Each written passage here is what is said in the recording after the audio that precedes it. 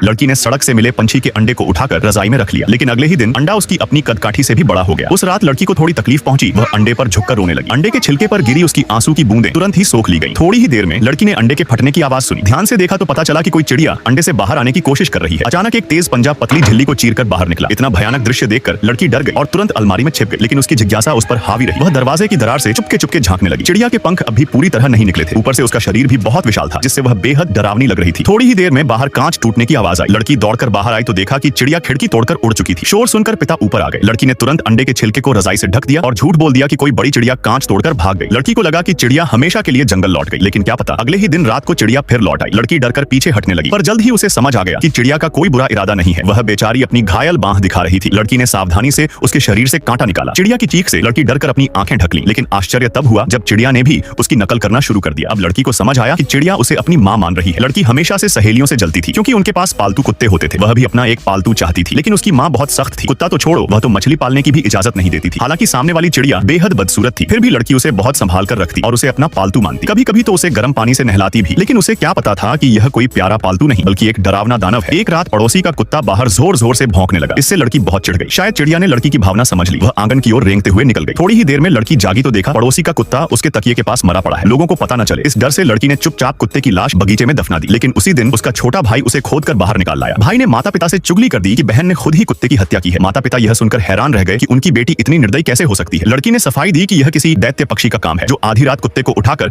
उसके कमरे में डाल गया। इसके बाद मां ने बेटी का कमरा जांचने का निश्चय किया। लड़की डर के मारे कांप उठी कि कहीं उसका गुप्त पालतू सामने न आ जाए, लेकिन जैसे ही मां ने अलमारी खोली, वहां का दृश्य देखकर वह डर से जड़ हो गई।